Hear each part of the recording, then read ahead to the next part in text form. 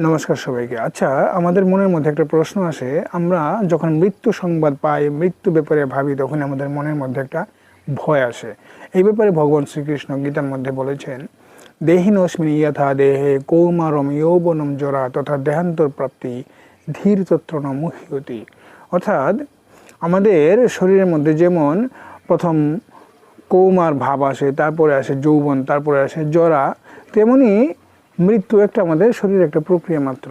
এই ব্যাপারে ধীরগণ, পণ্ডিতগণ অর্থাৎ যারা সত্য দর্শন করছেন তারা মোহগ্রস্ত হন না। তো সুতরাং আমরাও যদি ধীর হই, তবেই আমাদের সেই মৃত্যু থেকে ভয় ধীরে ধীরে দূরে চলে যাবে।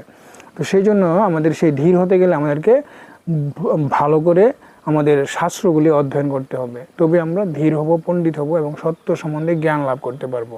আজ এই পর্যন্ত, দেখা হচ্ছে পরবর্তী ভিডিওতে। ততক্ষণের জন্য সবাইকে জয় শ্রীকৃষ্ণ।